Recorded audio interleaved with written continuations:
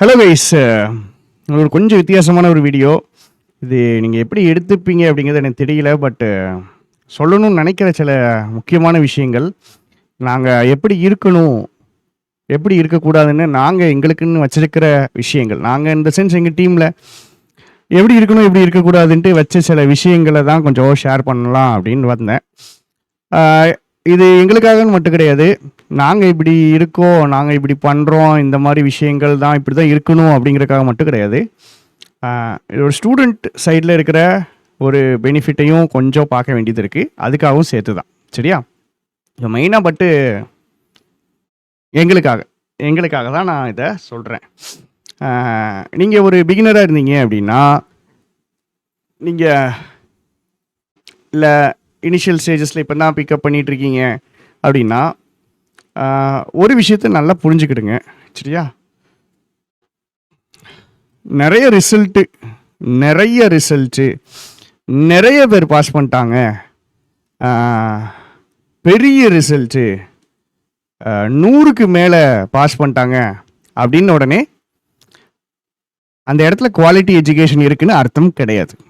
சரியா? ஸோ இந்த எஜுகேஷன் இருக்குல்ல, இந்த எஜுகேஷனுங்கிறது, அது காம்படிட்டிவ் எஜுகேஷனுங்கிறது ஒரு பெரிய ஒரு பிஸ்னஸ் தான். இதான் உண்மை. சரியா? பிஸ்னஸ் தான். நீங்கள் பிஸ்னஸ் நடத்தலையா, நீங்கள் காசு சம்பாதிக்கலையா அப்படின்னா அது வேறு கதை. அதை நாங்கள் என்ன பண்ணுறோன்னு உங்களுக்கு தெரியும். பட் இன் ரியாலிட்டி இது இப்படி தான் இருக்குது. சரிங்களா? ரிசல்ட்டு காமிச்சா தான் ஸ்டூடெண்ட்ஸ் நம்புவாங்க. அப்படிங்கும்போது ஆட்டோமேட்டிக்காக என்ன பண்ணுறாங்கன்னா, ரிசல்ட் எடுக்கிறதுக்கு ஏகப்பட்ட வழிகள் இருக்குங்க. சரிங்களா? அந்த பையன் அங்கே 2 மாதம் படிச்சுனா கூட அதை வந்துட்டு அவங்கள்ட்ட ஃபுல்லாக படித்ததா ரிசல்ட்டு காமிப்பாங்க.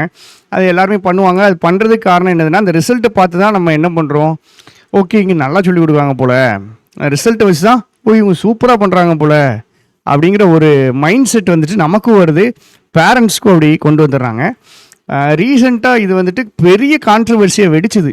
இந்த யூபிஎஸ்சி ரிசல்ட் வந்துச்சு. எந்த இன்ஸ்டியூட்டை பார்த்தாலும் நான் 200 ரிசல்ட்டுங்க. அந்த ஆல் இண்டியா ரேங்க் எடுத்தவங்க வந்துட்டு எங்கள் இன்ஸ்டியூட்டில் படித்தான், அங்கே படித்தான். அந்த ரேங்க் செகண்ட் ரேங்க் எடுத்தது, ஃபஸ்ட் ரேங்க் எடுத்த பையன் எனக்கும் எந்த இன்ஸ்டியூட்டுக்கும் சம்மந்தமே இல்லைன்ட்டு சொல்லிட்டாப்புல. ஸோ அந்த கான்ட்ரவர்சி வரும்போது தான் யோசிச்சுட்டு இருந்தேன், இது கொஞ்சம் சொன்னால் நல்லா இருக்கும்னு தோணுச்சு. ரிசல்ட்டை பேஸ் பண்ணி, ரிசல்ட்டை வச்சு நீங்கள் யாரையுமே, எந்த இன்ஸ்டிடியூஷனையுமே நீங்கள் நம்ப வேண்டாம். சரியா? ரிசல்ட்டு முக்கியம்தான், ரிசல்ட்டு வேணும் தான். ஆனால் யாருமே உங்கள்கிட்ட வந்துட்டு இவன் என்கிட்ட ஃபுல்லாக படித்தானா, 1 மாதம் படித்தானா, ஒரு சப்ஜெக்ட் படித்தானா, இல்லை இவன் என்கிட்ட இன்டர்வியூக்கு மட்டும் வந்தானா, இல்லை இவன் என்கிட்ட 2 கிளாஸ் மட்டும் பார்த்தானா அப்படிங்க சொல்ல மாட்டாங்க. சரிங்களா? ஒரு ஸ்டூடெண்ட் பாஸ் ஆகிறான்னா அதில் 85% அவனுடைய எஃபர்ட், 85% அவனுடைய எஃபர்ட், 5% அவங்க ஃபேமிலி அவனுக்கு கொடுக்குற சப்போர்ட்டு, ஹெல்ப்பு எல்லாமே. சரியா? இன்னொரு 5% மேலே இருக்கிறவர் பார்த்து பண்ணுறது, ஃப்ரெண்ட்ஸு, லக்கு, இது எல்லாமே. மீதி இருக்கிற 5% தான் இந்த டீச்சர்ஸ். எல்லா டீச்சரும் கொடுக்குற கம்ப்ளீட் எஃபர்ட்டை மொத்தமாக சேர்த்து பார்த்தீங்கன்னா ஒரு ஸ்டூடெண்ட்டுடைய சக்ஸஸில் 5% தான் அது இருக்கும். சரியா? 5% தான் இருக்கும். இதுதான் உண்மை, இதான் நான் நம்புறது, இதுதான் ப்ராக்டிக்கல் ஃபேக்ட்னு சொல்ல போனால். அப்போது இந்த சக்ஸஸை யூஸ் பண்ணி அதை ஒரு பெருசாக்கி, அதை ஒரு பிஸ்னஸ் மாடல் ஆக்கி இப்படிலாம் கொண்டு போய் விடுறது யார் அப்படின்னா நம்ம ஸ்டூடெண்ட்ஸ் தான், நம்ம பேரண்ட்ஸ் தான். நம்ம தான் என்ன நினச்சிட்றோம் அப்படின்னா, ரிசல்ட் நிறையா வந்தால் நான் என்னையும் சேர்த்து எங்கள் ஆர்கனைசேஷன் கூட கிடையாது, எங்கள் சேனலையும் சேர்த்தான்னு சொல்கிறேன். நிறைய ரிசல்ட் கொடுக்குறவங்க நல்லா சொல்லி கொடுக்காங்க அப்படின்ட்டு அவசியமே கிடையாதுங்க. சரிங்களா? அவங்க எங்கேருந்து இந்த ரிசல்ட் எடுத்தாங்க, எந்த பேசிஸில் எடுத்தாங்கன்னு உங்களுக்கு தெரியாது. என்கிட்ட கேட்டிங்கன்னா நான் கதையாக சொல்லுவேன். என்னென்ன விஷயங்களுக்கு பின்னாடி என்ன இருக்குன்றது எனக்கு நல்லாவே தெரியும். நான் சேனல் ஆரம்பிக்கும் போது எங்கள் டீம்கிட்டெல்லாம் தெளிவாக ஒன்று சொல்லிட்டேன், நம்ம எத்தனை வருஷம் ஆனாலும் அவனை இந்த சக்ஸஸ் மீட்டுங்கிற ஒன்றை நடத்தவே கூடாது, பார்த்துக்கிடுங்க அப்படின்ட்டு. ஏன்னா சக்ஸஸ் மீட் நடத்துறது பிரச்சனை கிடையாது, அது அங்கே பசங்களுக்கும் உங்கள் பேரண்ட்ஸுக்கும் அவங்களுக்கு ஹெல்ப்ஃபுல்லாக இருந்தால் ஓகே. பட் அல்டிமேட்டாக அது என்னவா மாறிடுது அப்படின்னா, இது நான் எனக்கு தான் சொல்கிறேன், மற்றவங்கள குறை சொல்கிறேன். அவங்கள்ட்ட சக்ஸஸ் மீட் போகாதீங்க, இவங்கள்ட்ட போகாதீங்கன்னு சொல்லலை. எங்கேனாலும் என்னன்னாலும் சக்ஸஸ் மீட் போங்க, உங்கள் ஸ்ட்ராட்டஜி சொல்லுங்கள், ஸ்டூடெண்ட் கம்யூனிட்டிக்கு ஹெல்ப் பண்ணுங்கள். பட் ஆட்டோமேட்டிக்காக இது என்னவா மாறிடுதுன்னா ஒரு பிஸ்னஸ் ஸ்ட்ராட்டஜியாக மாறிடக்கூடாது. இவன் எங்கள்கிட்ட படிச்சு தான் இப்படி ஆனா அப்படிலாம் கிடையவே கிடையாதுங்க. இன்னைக்கு இருக்கிற ஸ்டூடெண்ட்டு இங்கே பேங்க்கில் ஒரு பையன் பாஸ் ஆனான்னு வச்சுக்கோங்களேன், அவன் எல்லா சேனலையும் பார்த்துருப்பான். ஃபேக்ட் இது ஃபேக்ட், சரிங்களா?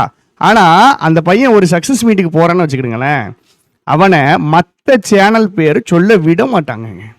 சில பேர் விடுவாங்க, இப்போ கொஞ்சம் மாறி இருக்கு, அது சில பல சம்பவங்கள் நடந்ததுனால மாறிச்சு. பட் அது ஒரு பிரச்சனையாக இருக்குது. இப்போ நாங்கள் வந்துட்டு அப்படி பண்ணக்கூடாதுன்னு நினைக்கிறோம். இதெல்லாம் நான் எதுக்கு உங்கள்கிட்ட மெயினாக சொல்கிறேன்னா, இப்படியெல்லாம் இருந்துச்சுன்னா எங்கள் சேனல்லே இருந்துச்சு, நாங்களே இதை இன்னைக்கு பண்ணலைனாலும் நாளைக்கு பண்ணால் கூட நாங்கள் தப்புன்னு சொல்லுங்கள், எங்கள்கிட்ட இருக்கிற மிஸ்டேக்கு காமிங்க. இதை வந்துட்டு கொஞ்சம் பியூராக, இது வந்துட்டு எனக்கு வந்துட்டு இது ஒரு பேஷன், சரியா? இது வந்துட்டு நான் வந்துட்டு அப்படியே விரும்பி பண்ணுறது, இதை ஒரு தூய்மையாக நினச்சி நான் பார்க்குறது, இந்த டீச்சிங் அப்படிங்கிறது விஷயத்த, சரியா? ஸோ இதை வந்து கரைப்படுத்தவோ, இதில் வந்துட்டு கொச்சைப்படுத்தவோ, இதில் வந்துட்டு ஏதோ ஒரு நேம் சேக்குக்காக நம்ம போன வருஷம் 30 பேரை பாஸ் பண்ண வச்சுருக்கோம், இன்றைக்கி இந்த வருஷம் 50 பேரை பாஸ் பண்ண வைக்கணும், எங்கே இருந்தாலும் ரிசல்ட் எடு அப்படிங்கிறதுக்காகவோ நாங்கள் அந்த மாதிரி யாருமே என்றைக்குமே பண்ணக்கூடாதுன்னு நினைக்கிறோம். பண்ண மாட்டோன்னு உறுதியெல்லாம் சொல்லலை, பட் பண்ணக்கூடாதுன்னு நினைக்கிறோம், சரிங்களா? பிகாஸ் இது அல்டிமேட்லி இது ஒரு சர்வீஸ் செக்டார். எஜுகேஷனுங்கிறது ஒரு சர்வீஸ் செக்டார். அதனால் இப்படி பண்ணணும்னு நினைக்கிறோங்க, சரிங்களா? இது எங்களுடைய எய்ம். இந்த இடத்துல நாங்கள் தவறுனோம், நாங்கள் மிஸ்டேக் பண்ணோம் அப்படின்னா கண்டிப்பாக எங்களை பாயிண்ட் அவுட் பண்ணுங்கள். இப்போது அல்டிமேட்டாக இந்த இதுவே எப்படி தான் இருக்குது, இந்த எக்கோ சிஸ்டமே எப்படி இருக்குது அப்படின்னா, உள்ளே வரும்போது பெரிய ஃபீஸ் கட்டுவாங்க, அதுக்கப்புறம் அவன் சம்மந்தமே இல்லாமல் எங்கேயோ படிப்பான், கடைசியாக ரிசல்ட்டு மட்டும் எப்படியோ அந்த எங்கேயோ எவனோ ஒருத்தர் எடுத்துருவான். அவன் என்ன பண்ணிடுவான், இவன் எங்கள்கிட்ட பாஸ் ஆகிட்டான்னு போட்டு அவன் அதில் வந்துட்டு ஒரு பெரிய ஒரு விஷயத்த பண்ணிடுவாங்க. கடைசியில் என்ன ஆயிடுது, அந்த பையன் எங்கேயோ படிச்சிருப்பான், உண்மையிலே நல்ல கண்டென்ட் கிரியேட்டர்ஸ், நல்ல டீச்சர்ஸு ஓரமாக ஒதுங்கி எந்த ரெக்கக்னிஷன் கிடைக்காம இருப்பாங்க. வலிக்கும், பெயின்ஃபுல்லாக இருக்கும். இந்த பையன் எப்படி எடுக்கிறான்டா, என்ன மாதிரி பண்ணுறான்டா, ஆனால் அவனுக்கு ரெக்கக்னிஷன் இருக்காது. ஏன்னா அவன்கிட்ட படித்து அந்த ரிசல்ட் வந்துட்டு அவனுக்கு அது வந்து வெளியே வராது. ஏன்னா ஆட்டோமேட்டிக்காக வேறு யாரோ அந்த ரிசல்ட்டு எடுத்துருவாங்க, இல்லை எப்படியோ அது மிஸ் ஆகி போயிடும். அதையும் தாண்டி ஒரு ஸ்டூடெண்ட்டு ஒரு இடத்துல படிக்கிறது கிடையாது. இது வந்து ஃபேக்ட். எல்லா சேனல்லையும் எல்லா சேனலுமே யூஸ் பண்ணுவாங்க. ஒரு சேனலில் இந்த சப்ஜெக்ட்னா அந்த சேனலில் அந்த சப்ஜெக்ட், இப்படி தான் எல்லாருமே படிக்கிறாங்க. அதனால் இவங்க இவ்வளோ ரிசல்ட்டு, அவங்க அவ்வளோ ரிசல்ட்டு, அவங்க இத்தனை ரிசல்ட்டுன்னு சொன்னாங்கன்னா உடனே அவங்களுடைய ப்ரோக்ராமில் தான், இப்போ நாளைக்கே நானே எங்கள் டெஸ்ட் பேட்சில் இருந்து 300 ரிசல்ட்டு அப்படின்னு நான் சொன்னேன்னா அதுக்கு வாய்ப்பு இல்லை. படிக்கிறதே அவ்வளோதான். அப்படிங்கும்போது 300 ரிசல்ட்டெல்லாம் வராது. பட் நான் ஒரு எக்ஸாம்பிளுக்கு சொல்கிறேன், எங்கள் டெஸ்ட் பேட்ச்லேருந்து ஒரு 50 ரிசல்ட் நான் சொல்கிறேன்னு வச்சுக்கிடுங்களேன். இந்த டெஸ்ட் பேட்ச் இருக்கிறவங்க முழுக்க அந்த என் சப்ஜெக்டை மட்டும்தான் படித்தானா, எங்ககிட்ட மட்டும்தான் படித்தானா, கிடையாது. நிறைய இடங்களில் படிச்சிருப்பான். உங்களுக்கு கரெக்டான ஸ்ட்ராட்டஜி, கரெக்டான சோர்ஸ் வேணும்னா அவங்ககிட்ட தனியாக கேளுங்க, இல்லை இந்த டெலிகிராம் குரூப்ஸ் என்ன போடுவாங்க பார்த்தீங்களா, அதில் பாருங்கள், சரிங்களா? ஸோ கொஞ்சம் மிஸ்லீட் ஆகிடாதீங்க. நான் வந்துட்டு வாசலில் நின்று பார்த்துருக்கேன்டா, அட்மின் ரூம் வாசலில் நின்று பார்த்துருக்கேன். இந்த இன்ஸ்டிடியூஷன் அதெல்லாம் எனக்கு சொல்லணும்னு அவசியம் இல்லை, வேண்டாம். வாசலில் நின்று கதற ஆட்களை பார்த்துருக்கேன். நீங்கள் அவ்வளோ ரிசல்ட்டு போட்டிருந்தீங்க, இவ்வளோ பேர் பாஸ் ஆகிருந்தாங்கன்னு போட்டிருந்தீங்களே, அதை நம்பி தானே நான் இவ்வளோ காசு கொடுத்தேன், எனக்கு தயவு செஞ்சு பாதி காசை மட்டும் திருப்பித்தாங்க எனக்கு கேட்குற நிறைய பேரை பார்த்துருக்கேன். நான் படிக்கலைன்ட்டு அவன் போய் காசு கேட்கல, நான் படிக்கலைன்னு காசு கேட்கல, சரியா? அவன் போய் கேட்குறது, நீ இவ்வளோ தூரம் ரிசல்ட் காமிச்சிங்களே, அப்படியெல்லாம் போட்டிருந்தீங்களே, ஆனால் இங்கே இவ்வளோதான் சொல்லி தரீங்களே அப்படின்ட்டு கேட்டு கதர்னவங்களை பார்த்துருக்கேன். அது ரொம்ப பெயின்ஃபுல்லு, ரொம்ப கஷ்டங்க. இப்போது ரீசெண்டாக சில பேருடைய கதைகளெல்லாம் கேட்கும்போது வருத்தமாக இருக்குது. எங்கேயோ தெரியாமல் எப்படியோ இந்த ரிசல்ட்டை பார்த்து போயிட்டு காசை போட்டுடுறாங்க, அதுக்கப்புறம் அப்படியே திட்டு தடுமாறி தக்கி அப்படியே எப்படியோ மேலே வரணும்னு பார்க்கும்போது அந்த காசு நம்மளுக்கு ஹெல்ப் பண்ண மாட்டேங்குது. ஏன்னா நான் தான் காசை கொண்டு போய் போட்டுட்டேனே ஒரு இடத்துல, அதனால கொஞ்சம் take it with pinch of salt. அதாவது சொல்கிறத, அது எந்த ஒரு சக்ஸஸ் ஸ்டோரினாலும் அவங்க சொல்கிறத கொஞ்சம் கேர்ஃபுல்லாக யோசித்து எடுத்துக்கிடுங்க. இது நான் எல்லாருக்கும் சொல்கிறேன்னு நினைக்காதீங்க. நான் ஃபஸ்ட்டு எனக்கு சொல்லிக்கிறேன், எனக்கு தான், இது எங்களுக்கு தான் ஃபஸ்ட்டு. சரிங்களா? இந்த இடத்துல நாங்கள் என்றைக்குமே இவன் எங்கள்கிட்ட பாஸ் ஆனான்னு எவனையுமே கை காமிச்சு சொல்லவே மாட்டேன். சரியா? இவன் வந்து இந்த பையன் வந்துட்டு எங்களால் தான் பாஸ் ஆனான்ட்டு யாருமே கிடையாது, அப்படிலாம் கிடையவே கிடையாது. சரியா? அவன் என்கிட்ட படிக்கலைன்னா வேற யார்ட்டையே படித்து பாஸ் ஆகிடுவான், இல்லை எப்படியோ படித்து பாஸ் ஆகிருப்பான். ஸோ இப்படி தான், இவங்க தான், இதுதான் அப்படிலாம் கிடையாது. எங்கள்கிட்ட இத்தனை ரிசல்ட்டு தான் அப்படிலாம் கிடையாது. இதுக்கப்புறம் உங்களுக்கு ஒரு ஷார்ட் வீடியோ வரும். அந்த வீடியோவில் எனக்கு அனுப்பின ஸ்டூடெண்ட்ஸை தான் நான் காமிச்சிருக்கேன். சரியா? நான் யாருக்கிட்டையுமே போய் ரிசல்ட் கேட்க மாட்டேமா. ரிசல்ட் கேட்குறது வந்துட்டு எனக்கு பிடிக்காது. ஏன் அப்படின்னா அந்த பையன் கிளியர் பண்ணலைன்னா அவனுக்கு ரொம்ப வலிக்கும். அதனால் பாஸ் பண்ணிவிட்டு அவன் சொல்லட்டும் அப்படின்ட்டு நான் விட்டுருவேன். அப்படி பாஸ் பண்ணி நம்மள்ட்ட இன்ஃபார்ம் பண்ணவங்களுடைய தான் உங்களுக்கு நான் காட்டுறேன். இதையும் நான் இதை நான் காட்டக்கூடாதுன்னு தான் நினைக்கிறேன். ஆனால் இதுவுமே என்னது, உண்மையில் இப்படி பண்ண வேண்டியதாக இருக்குது. ஏன்னா அல்டிமேட்டாக நீங்கள் திருப்பி பார்ப்பீங்க, அந்த சேனலில் ஏன்னா கேட்டிருக்காங்க, அந்த அவ்வளோ ரிசல்ட் கொடுத்தாங்க, அவ்வளோ பண்ணுறாங்க, இங்கே இவ்வளோ ரிசல்ட் இப்படிலாம் பேசுனாங்க, உங்ககிட்ட அப்படி எதுவும் இருந்த மாதிரி தெரியலையேன்ட்டு கேட்டுறக்கூடாது, பார்த்தீங்களா? ஸோ அதுக்காக ஒரு சின்ன இதுவுமே எனக்கு தெரில, இது வந்து பண்ணலாமா வேண்டாமா, இல்லை இந்த வீடியோ பேசலாமா வேண்டாமான்னு தெரில. பட் நான் மனசில் பட்டது சொல்லிட்டேன். நான் வந்துட்டு அதுக்காக கிடைஞ்ச உத்தமன், ஏன்னா நான் எந்த தப்பு பண்ண மாட்டேன்,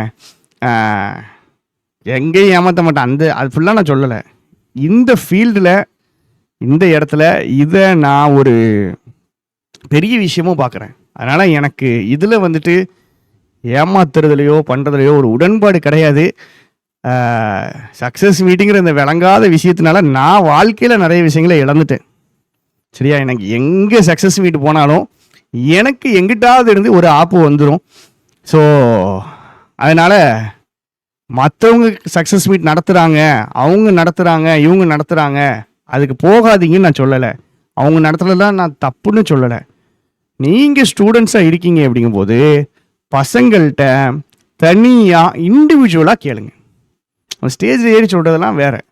இண்டிவிஜுவலாக கேளுங்க. அவன் யாரை சொல்கிறானோ அவனை ஃபாலோ பண்ணுங்க, அவரை ஃபாலோ பண்ணுங்கள். எங்கள் சேனலில் சொல்லலையா, ஃபாலோ பண்ணாதீங்க. என் கோர்ஸ் நல்லா இருக்கா நல்லா இல்லையான்னு யார்கிட்ட கேட்டாங்க தெரியும்.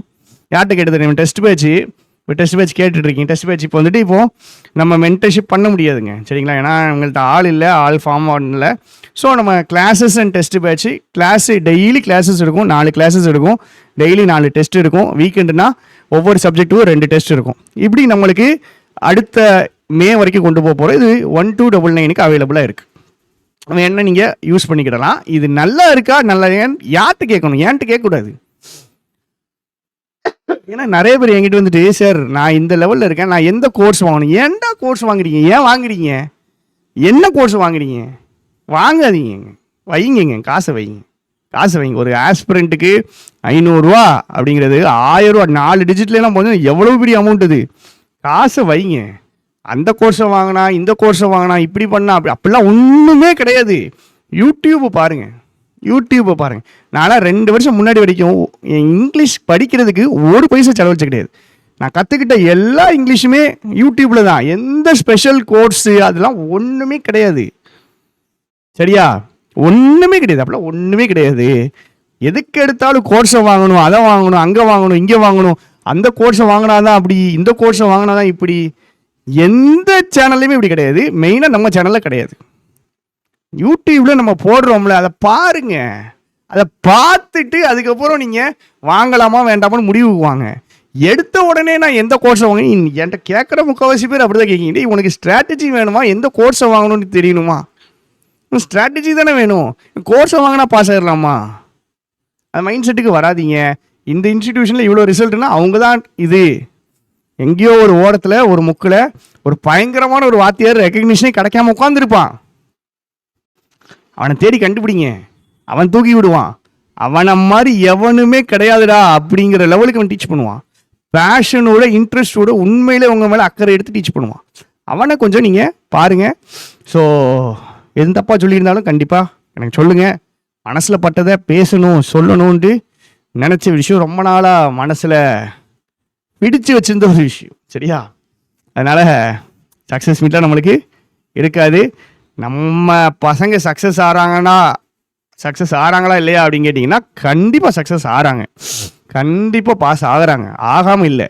சரிங்களா? அவங்க எங்கள்கிட்ட சொல்கிறாங்களோ சொல்லலையோ, அந்த பையன் அடுத்த தடவை என்கிட்ட இன்ஃபார்ம் பண்ணுறானோ பண்ணலையோ, நம்ம பண்ணுற வேலையுடைய ஒர்த்து எத்தனை பேர் பாஸ் ஆகுறாங்கிறதுல கிடையாது. சரியா? எத்தனை பேர் பாஸ் ஆகுறான் அப்படிங்கிறதுல கிடையாது. எவன் பாஸ் ஆகுறான் நமக்கும் அவனுக்கும் எப்படிப்பட்ட ஒரு ரிலேஷன்ஷிப் ஃபார்ம் ஆகுது.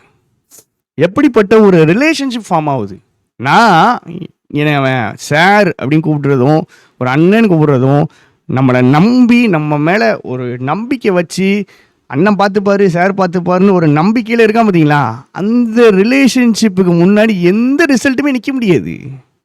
எந்த ரிசல்ட் நிற்க முடியாது. எனக்கு ஒரு ஸ்டூடெண்ட் வந்துட்டு, நான் வந்துட்டு கிளியர் பண்ணதுக்கப்புறம் எனக்கு ஒரு ஃபோட்டோ ஃப்ரேம் கொடுத்தாங்க. இந்த மாதிரி சில பேர் கிஃப்ட் கொடுப்பாங்க, 1 or 2 கிஃப்ட்ஸு இந்த மாதிரி வரும். ஃபோட்டோ ஃப்ரேம் ரொம்ப சூப்பராக இருந்துச்சு. அதில் வந்துட்டு வேர்ட்ஸ்லாம் எழுதி கொடுத்துருந்தாங்க. கிளியர் பண்ணதுக்கு அப்புறம் தான் கொடுத்தாங்க. எவ்வளோ ரிசல்ட் வந்தாலும் அதில் அவங்க எழுதியிருக்கிற வார்த்தைகளுக்கு எப்படிங்க ஈடு கொடுக்க முடியும்? அது வேற இல்லை. நம்மள்கிட்ட கிளியர் பண்ணி நம்மள்கிட்ட கூட இருந்து படித்து போனவங்க, பாஸ் ஆகி போனவங்க, நம்மளுக்கு ஒரு உதவி ஒரு விஷயம் வேணும்னா உடனே வந்து நிற்கிறாங்கல்ல, அது என்னது? அது வேற இல்லை. எனக்கு அதுதான் பெருசு. இது உங்களுக்கு கிரிஞ்சா தோணலாம், இது ஓல்டு பழகிய ஒரு இதுவாக தெரியலாம், பட்டு எனக்கு இதுதான் பெருசு, எனக்கு இதுதான் முக்கியம். ஸோ நம்ம ரிசல்ட்டு போடலைன்னு எதுவும் தப்பாக நினச்சிக்கிடாதீங்க. சக்ஸஸ் மீட் எதுவும் நடக்கலை அப்படின்லாம் தப்பாக நினச்சிக்கிடாதீங்க. சக்ஸஸ் மீட் நடத்துனதில் நிறைய கெட்டது வந்திருக்கு. அதனால் நான் அந்த விஷயங்களை அவாய்டே பண்ணிடுறேன். உங்களுக்கு கிளியர் பண்ணிட்டேன். நான் உண்மையிலே ஸ்ட்ராட்டஜி சொல்லணும். நீங்கள் நம்ம சேனலுக்கு வந்தீங்கன்னா எங்கள் இதில் தான் சொல்லுங்கள், இவங்கள தான் சொல்லுங்கள், அவங்கள சொல்லுங்கள், நான் சொல்ல மாட்டேன். ஏன்னா நான் அனுபவப்பட்டுட்டேன். என்னைய அங்கேருந்தும் அடித்து அனுப்பியிருக்கானுங்க, இவன் பேரை சொல்லாதன்ட்டு. இங்கேருந்து என் பேரை சொன்னால் வெட்டியும் எட்டவும் செஞ்சுருக்காங்க. அதனால் நான் யாருக்குமே அதை பண்ண மாட்டேன். நீங்கள் உண்மையிலே யார்கிட்ட படிச்சிங்களோ அவங்கள சொல்லலாம். ஸ்ட்ராட்டஜி சொல்லணும்னா, சரியா புரிஞ்சுக்கிடணும், ஸ்ட்ராட்டஜி சொல்லணும், மோட்டிவேட் பண்ணணும் அப்படின்னு தோணுச்சுன்னா நீங்கள் நம்மளை கான்டாக்ட் பண்ணுங்கள். வேறு சேனல் ட்ரை பண்ணுங்கள், அங்கே கூட கொடுங்க, எங்கேனாலும் கொடுங்க. அங்கே எங்களுக்கு கொடுக்க வாய்ப்பு இல்லையா, நம்மளை கான்டாக்ட் பண்ணுங்கள், நம்ம கொடுக்கலாம், நம்ம ட்ரை பண்ணலாம். சரியா? ஸோ அவ்வளோதான், இவ்வளோதான் சொல்லணும்னு நினச்சேன். நல்லா படிங்க, கண்டினியூஸாக படிங்க, விட்டுறாதீங்க. எடிட்டோரியல் கிளாஸு கண்டிப்பாக போட்டுருவேன். இன்றைக்கி வெனஸ்டே, இன்னைக்கு நைட்டே உட்காந்து போட்டுட்டு இனிமேல் வரிசையாக நம்ம கண்டினியூ பண்ணிடலாம். சரியா? தேங்க்யூ. பின்னாடி வீடியோ வரும்.